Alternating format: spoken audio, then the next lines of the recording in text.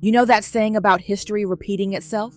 Yeah, well, Nicole Kidman's love life is basically the poster child for that. And what's wild is that her own daughter is the one putting it all on blast right now. So let's rewind, because this story, it starts way before Keith Urban ever entered the picture. It starts with a young, hopeful Nicole Kidman who walked into a marriage with one of the biggest movie stars on the planet, Tom Cruise. It was 1990, and yeah, people warned her. They were like, "Are you sure about this?" But love makes you deaf to those warnings, doesn't it? They adopted two beautiful children together, Isabella and Connor. Everything looked picture perfect from the outside. But then, after 11 years, Tom filed for divorce. And here's where it gets heartbreaking. After the split, those kids, they became distant. Like, seriously distant. They stayed estranged through their entire adulthood. And Nicole's own daughter is now suggesting it was a total breakdown, hinting at something darker, something that felt almost cruel. The exact details? Well, she's keeping those close. But the damage? That was very, very real. So fast forward to Nicole's life post-Tom. She's healing, she's working, she's doing her thing, and then, oh, it gets interesting. Enter Keith Urban. But here's the thing nobody talks about. Keith had his own complicated past that was about to collide with hers. Before Nicole, Keith was out there living a pretty wild life. He dated Laura Sigler, and look, Laura wasn't wrong when she said Keith was charming. Super charming. But she also saw something she couldn't ignore. A guy who seemed way too unsure about ever truly settling down. Then came model Nikki Taylor. Another relationship. Another chapter that didn't quite work out. But underneath all that romantic wandering, there was something darker going on. Keith was battling addiction. We're talking alcohol, substances, the whole thing. He's been pretty open about it over the years, which, honestly, you have to respect. He used all that stuff to cope during his early music career. He was struggling, and instead of dealing with it, he was numbing it. But then reality hit him like a freight train, and he realized he couldn't keep living like that. He actually joked about it, said drinking led him to breaking out in handcuffs, but that was serious stuff masquerading as a punchline. In 1998, he finally did something about it and entered rehab. And you know what? He came out and released his self-titled debut album in 1999. He was rebuilding. Now here's where the universe decides to play matchmaker. Both of them were Australian, right?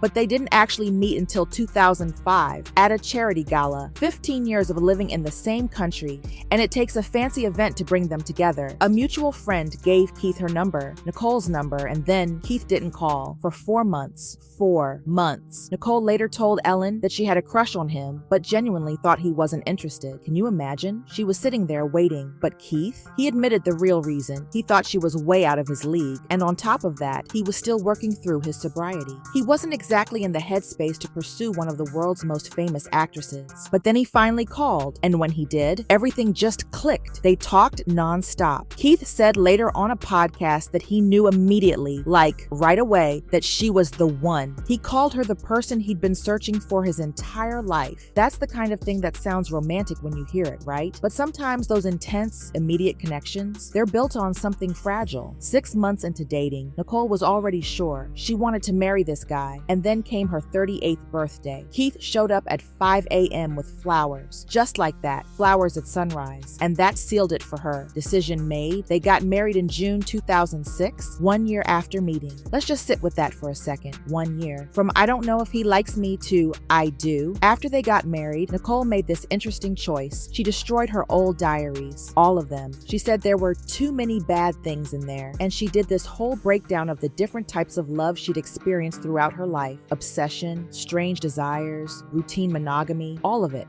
But the love with Keith? She described it as thrilling, raw, and dangerous. Thrilling, raw, and dangerous. That's a specific way to describe your marriage. That's not safe or stable. That's intense. And then came the plot twist nobody saw coming. Just 4 months after the wedding, Nicole staged an intervention. Keith went back to rehab, Betty Ford Clinic. 3 months? He admitted he didn't even know if they were going to survive as a couple. So here's Nicole, newly married to the love of her life, and she's already dealing with his addiction issues less than half a year in. But here's what's important. She fought for it. She didn't leave. She stayed. They moved to a farm in Tennessee, and in 2008, their daughter Sunday Rose was born, and then in 2010, Faith Margaret arrived via surrogate. They were building a family. It seemed like they were making it work. Then 2014 hit, and Nicole's father died unexpectedly. This was a real moment of truth for the marriage. Keith was there for her. Like, actually there. He performed Amazing Grace at the funeral, and afterward, people said their marriage marriage seemed stronger, like they'd gone through something together and come out the other side closer. That's the kind of moment that either breaks you or bonds you forever. For them, it seemed like they bonded. Keith even wrote songs about Nicole, the fighter. That one was huge. He literally credited her with helping him stay sober. And Gemini had lyrics just praising her personality, her passion. This guy was putting his feelings out there in his music. For years, it looked like a redemption story, like, okay, she saved him, he's saved by love, happy ending. Except, in January 2025, Nicole did this interview with W Magazine, and she revealed their secret was having separate bathrooms and a two-headed shower, which, okay, that's funny, that's practical, but also separate bathrooms. That's interesting language, isn't it? Then in June 2025, they celebrated their 19th anniversary on Instagram. Very public, very smiley. But then, just days later, something shifted. Keith was asked about Nicole's romantic on-screen roles, and he got awkward, like noticeably awkward. He literally disconnected from the radio interview, just like that, disconnected. And then September 29th, 2025, hit like a bomb. Sources confirmed they'd separated. And get this, Nicole was apparently trying to save the marriage, but it was already too late. Reports said they'd been living apart since early summer. Nicole was in Nashville with the girls. Keith, he'd moved into a bachelor pad. Then the next day, literally the next day, Nicole filed for divorce. An insider said she felt betrayed and heartbroken. Not just sad, betrayed. But wait, because it gets worse. October 2nd, 2025, social media blew up. Someone found a video of Keith performing with a 25-year-old woman named Maggie Bow. And during The Fighter, you know, the song he wrote for Nicole, the song about staying sober, he changed the lyrics. He changed them to sing about being Maggie's guitar player. Maggie posted the clip herself, and suddenly everyone's connecting the dots. Did he trade a long-term marriage for younger attention? Nobody's officially confirmed an affair, but what else are people supposed to think? Star magazine reported that the problems existed way before the divorce filing. They'd apparently been living separate lives, spending little time together, losing that intimacy. And then there's this insider, Rob Shooter, who's claiming Keith had relationships with two women outside the marriage.